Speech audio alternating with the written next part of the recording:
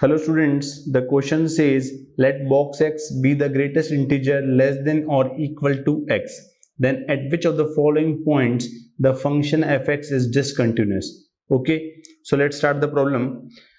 fx हमें दे रखा है, fx क्या दे रखा है, fx equal to x cos pi into x plus greatest integer of x, ये दे रखा है. चलिए तो ये क्या बन जाएगा, इसको सिंप्लीफाई किया तो x into cos of pi into greatest integer of x plus pi x, right. Simplify को मल्टीप्लाई कर दिया तो अब ये क्या हो गया, ग्रेटेस्ट इंटीजर x का मतलब कोई इंटीजर वैल्यू, अब इंटीजर मल्टीपल ऑफ पाई, तो cos of integer multiple of pi plus some theta, तो वो क्या बन जाएगा.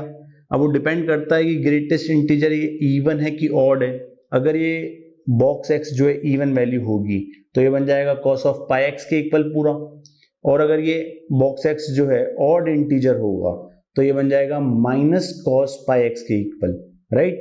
तो मैंने इसको ऐसे डिफाइन कर दिया, क्या बन जाएगा, -1 to the power box x into x cos pi x. लेकिन समझेंगे ध्यान से कि बॉक्स एक्स जो है इवन होगा तो क्या बन जाएगा, x cos of pi x. ये समझाया यहाँ पे कि अगर इवन होता है तो क्या बन जाएगा, cos of even multiple of pi plus theta क्या होता है, कॉस थीटा होता है, राइट. और अगर ऑड होगा तो ये माइनस टाइम्स बन जाएगा, तो ये यहाँ से इस तरह से अपन बोल सकते हैं -1 की power box x into x cos pi x. तो ये फंक्शन बन गया. अब इस फंक्शन को अपने को देखना है कि किस पॉइंट पे डिसकंटिन्यूअस है. क्लियरली ये सारे इंटीजर्स पे डिसकंटिन्यूअस होगा एक्सेप्ट जीरो पे. क्यों, क्योंकि जब जीरो पे चेक करेंगे, देखो जीरो पे चेक कर लेते हैं एक बार, आपको पता लग जाएगा.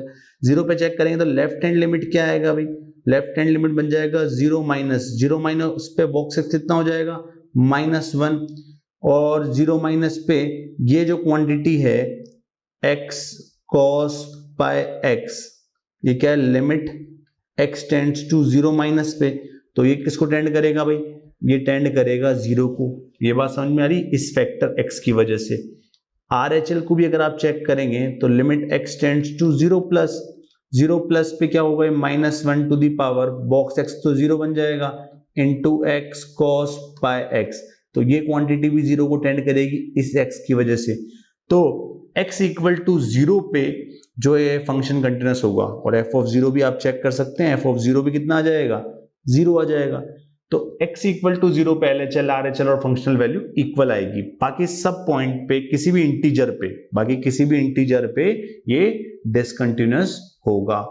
सो the correct answer for the problem is option A, option C, option D. Thank you.